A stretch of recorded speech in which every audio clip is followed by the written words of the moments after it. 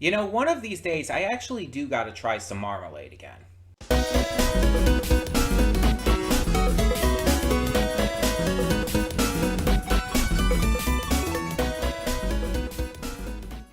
Hey everyone, and welcome to Princess of Gay. I'm your host, Connie, and today we are here with my blind reaction to Paddington in Peru. This has been a long time coming. It's been 9 months since we last reacted to this series, since we reacted to Paddington 2, and I'm I'm excited because I think this movie, I think I first heard about it right around the time I was reacting to Paddington 2. And it is kind of like this big surprise to me because I had no idea this was being made initially. But now it's finally out, and what I know about this film, I think I saw one trailer when it first came out, but I don't remember too much. What I know about this film is Paddington and the Browns are heading to Peru. I think because of something involving Paddington's aunt. Um, I don't remember if it said specifically, but I think it's something involving that. And I do know, by the way, the mother, the actress who played the mother in the previous movies, is not back. She chose to step away from the role, not out of any issues or anything that came up. She just chose to step away, which is perfectly fine. She's allowed. um, and so I don't think any of the other actors have changed, but I'm not 100% on that. I also don't know if we'll see any of the other side characters that we had from the previous movies. Or if it's just going to be the Browns, Paddington, and the Ant, and then a bunch of new characters. I don't know. Um, I otherwise don't know anything about the plot or where it goes or anything. I also don't know what people think of this one. Because going into the first two movies, they had already been out for quite a bit of time. And I knew that people loved the first one, but I know that people adored the second. The second movie is considered by a lot of people to unironically be one of the best films ever made. And while I don't think it deserved that much praise, I do think it was really good and it was better than the first. Um, though I still love the first, and I think the first does do a couple things maybe a little bit better. Just a couple at least. But I am very curious to see how this one ends up going. I don't know if this is planned to be the finale, have it be a trilogy and all, or if it's just going to end in a way where it's oh yeah, there could be another if they end up wanting to make another. I don't know. Um, there's a lot of source material to work off of, right? There's a lot of Paddington books and stuff, and I know there's animated stuff. So, I mean, I guess they could definitely leave it open for more. But yeah, this is the one I feel like I've just heard the least about in terms of talk because it's newer. I think it just came out in December in theaters, and it's now out on digital and streaming and all. So it's yeah, I just had to wait for it to become available. Otherwise, I would have gotten to it sooner. But I am excited because this series has been absolutely charming, genuinely funny, and just a lot of fun. And after last week's movies, I feel like I need something I can just kind of more relax and calm down with this time. Last week we had some heavier films. We went a little harder on things. And so now we're going to cut back a little bit, just relax, breathe, and have a good time. But yeah, it is wild that I have not actually tried marmalade again yet. I've had marmalade when I was younger, but it's been a long ass time. And since I first saw the first movie here, I wanted to try marmalade again. I just never got around to it. You know, I was planning on getting some stuff from the store again, soon, because there's a couple things I need to restock on. Maybe I'll grab some marmalade. I'll grab some marmalade and make a sandwich or two. Like Could be fun. um, but yeah, it's like I'm sure I'll like it. It's very similar to jelly or jam, and it's made with with citrus like orange and all, which I like. So it's yeah, it's there's almost no chance of me disliking it. Um, so yeah, I'm excited. I'm excited to see where this goes, and hopefully it ends up being just as good as the first two, somewhere in that range. Doesn't have to be like the best one. It can even be like the weakest of the three. Um, as long as it's still right around that same level of quality. That's just what I want. I want there to be a level of consistency. Because even if it's just slightly weaker than the first film, that's still really good.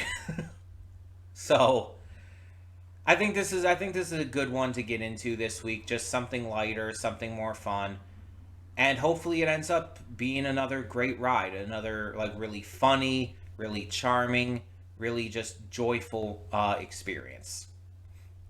So let's get this started and see what we have in store. Hold up just a sec. Before you click that link down in the description below to get to today's video, I want to remind you of all the awesome content we have both on this channel and the Princess of Gaming channel. Let's check it out.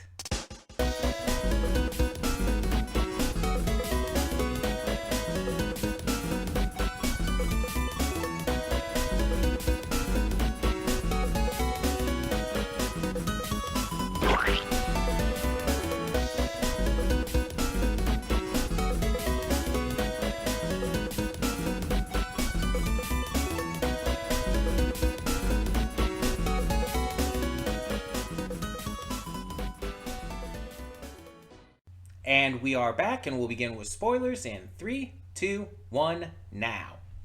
So the first thing I did after I ended the reaction, I had to go see like generally speaking what the thoughts on this were, because like I said, I hadn't heard anybody really talking about their thoughts on this, especially in comparison to the first two. And it also did extremely well. Like the ratings are still extremely good. It seems like they're probably not as good as the first two, definitely not as good as number two. But like it's still like as always, take it with a grain of salt. Always form your own opinions first. But Rotten Tomatoes has it at a 93%, which is extremely good. like like that's still really fucking good. And I think it deserves it.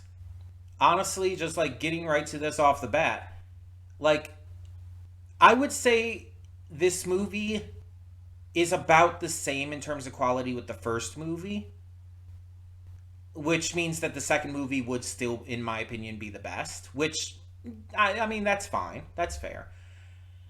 And I think part of the reason for the fact that this isn't quite as good is because this did take Paddington out of the UK, and there was a good amount of the charm from the first two movies that relied on Paddington, getting used to the UK, getting to know it, getting to experience it, and the people within and everything. Especially like you see at parts in the first two movies where he's like going around town and like getting into chases and stuff, and you see a bunch of different people's reactions like around him and everything. You don't really get that in this one.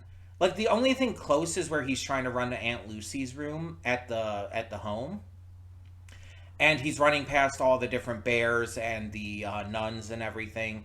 That's the closest you get, but it's not quite to the same scale as you have with those kind of scenes in the first two movies. Um, and it's not as interesting to me in that regards. And obviously this isn't to say the movie's bad. It's just it does kind of miss that moment from it for me for a little bit. I just feel like because of not having that in there, it feels very different. Also, Mother Superior or Clarissa or whatever. was not as interesting of a villain. She just wasn't. And it's not because of the actress. She's a phenomenal actress. We all know this. Olivia Colman is great in pretty much everything. But like you like compare this like to her role even in Wonka, and she is so much more interesting in Wonka. The problem here is it's super obvious, like from extremely early on, that she's a bad guy. Her smile is too weird and unnerving. Like even compared to other nuns there who also have like a lot of the big smiles that seem to be an ongoing thing, her smile was way too unnerving, and I feel like it was just dialed up a notch. Whether the director led Olivia Colman to doing this or it was something she decided on, it was dialed up to that extra notch that made it just extremely untrustworthy. And then once you start to get the information, it's like, oh, there's. She starts to say nothing suspicious here. It's like, oh, well, that confirms it. And it's also extremely easy to see that Antonio Banderas' character, Hunter, is not a bad guy. That he's struggling with this, that he doesn't want this, but that he's unfortunately falling to his greed. But it's also obvious at the end he's going to be redeemed. And so, like, none of these twists really came across as twists to me. Which isn't necessarily bad. It doesn't, like, you don't have to have, like, these great twists for a movie to be good. It's just that it felt like twists and stuff from the first two films were done better. And I feel like it needed to be a little more subtle about it here. Just a little bit. The acting performances from everyone though were great. Like no one had a bad performance in this. There might have been a line or two that were a little off, but that's not that big of a deal. The full performances were like actively great. Antonio Banderas is fantastic. He was definitely channeling some of his Puss in Boots in this performance, especially with like the talking to himself bit, talking to his past lives, his ancestors and everything. It was very Puss in Boots: The Last Wish, which is a great thing, by the way. Comparing like anything to Puss in Boots: The Last Wish is automatically a positive because Puss in Boots: Last Wish is a phenomenal film. So that is never going to be meant as an insult. He was fantastic. The actress who played his daughter Gina was great as well. You could tell she probably hasn't acted too much.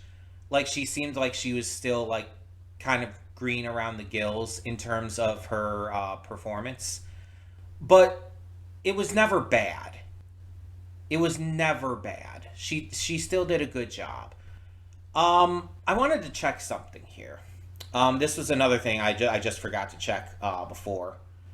I know that the actor for the mom was different instead, or it's Emily Mortimer, who now plays Mary.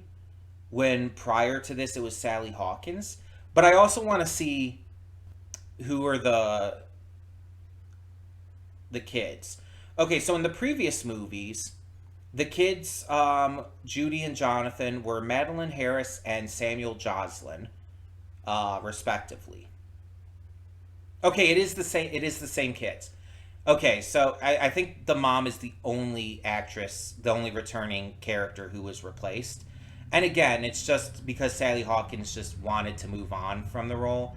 And Emily Mortimer did a great job. She definitely captured the character the same in terms of her personality. The performance was definitely different. She definitely performed it differently than Sally Hawkins, but it's a different actress that you have to expect that. But she definitely got the personality down. Like, it definitely still felt like Mary Brown. Now, this movie, like, okay, it came out in November in the United Kingdom, and it came out only in this February in the US. I actually thought it came out in December. Huh. Oh well. I was a month behind. But the original film came out in 2014, and when did the second film come out? Hold on, I have to find it here. 2017. So it's been almost a decade. Like 3 years short of a decade between Paddington 2 and 3. That's wild. So that's why the kids looked so much older and why they had to have a time skip in terms of the plot. Because there had been a much more notable jump. Because 2017, 7 years. There were 7 years between Paddington 2 and Paddington in Peru, while there were only like 3 years in between the first and the second. So yeah, it makes sense that the kids would obviously have to like be aged up in the story as well, because there's no other way to make that work. And I'm fine with it. I have no problem with having a bit of a time skip, and honestly, after the first two films, it kind of makes sense. Jumping ahead a bit works, and they made Aunt Lucy look older, which is good. Like she definitely needed to feel older in regards to that as well. Um, and they really made it work. They really made it work. Sometimes with movies coming out so long apart, it's like sometimes it's difficult to make a time skip feel natural. But this time it made sense and it worked, and they scripted it well. Um, I like the twist that El Dorado ended up being an orange grove, and the gold was the color of the oranges and everything. I think that was a fun twist. Um, and seeing that Paddington was from El Dorado originally, like that was actually really well choreographed early on in the film. And it's just one of those things that it's like I could have and should have realized that. But yeah, he he was from there, but it was obvious that he was going to stay with the Browns. That like I even got it down to the line. It's like they're my tribe, they're my people, but you're my family. It's like yeah, that was obvious. Um, because if they do end up wanting to make another film, then they can't like change the status quo that hard. That would kind of mess things up in that regard. Um, it was really good. It did lack some elements of the first two films that made them like as good as they were, but it still really got it right. And the stuff like in the jungle and everything, there are certain elements of that were really fun. Getting to see like also these animals and everything, like the anteaters, the llamas, even the spider. The moment with Mr. Brown and the spider and everything, like the stare down was so funny. It's like, okay, him staring at the spider, sure, I get it. He's afraid of spiders, makes sense. But then it goes to a shot of the spider's face staring him down, and it's like, that's really funny. That was so unnecessary. They did not need to do that, but I'm so happy they did. And of course, you have to have the hard stare. That was included in this, and that was a great choice. Um, I feel like Gruber wasn't necessary, but I appreciate them bringing in Jim Broadbent for that small role, for the reprisal there, um, because it's like it kind of makes sense, like having all the like historical artifacts and everything. Um, but yeah, it was fun to see him anyway because Jim Broadbent's great, and he just didn't like lead enough into the film to like really be much of a character. But hey, I can't be perfect, can't have everything. He was still fun to see. Um, I just I feel like it just isn't quite as good again as the last one. So there is maybe a certain level of disappointment with that, but I'm also like extremely happy that it still kept the same charm, the same wit, the same just fun nature, and made it just an absolute blast to watch. Like it was so enjoyable. And I had such a genuinely great time with it. And like I said in the pre-thoughts, like I chose this for this week because after last week's movies being a lot heavier and darker, it's like I wanted something that was going to be a lot lighter, a lot more like, fun. And this was such a good choice. It was so like relaxing and fun and enjoyable. And I just had such a good time. It made me happy. And that's the best I can hope for. So, I'd love to hear your thoughts though. Tell me in the comments below, what did you think of Paddington in Peru? What did you think of it compared to the first two films? And would you love to see more Paddington films in the future? Because whether this remains a trilogy or whether we get more films down the line, I'm good for either or. I think that there's definitely a lot more potential, and I'd love to see more of this funny little adorable bear. He's so polite. He's so goddamn polite. Um, Thank you so much, as always, for tuning in. Thank you to Venom for donating this. I don't know if I mentioned that before. Yeah, Venom, our most common donator, did donate for this. No surprise, but thank you to Venom for donating. And I hope you all enjoyed. For now, I'm Connie, and I'm signing off. See you all next time.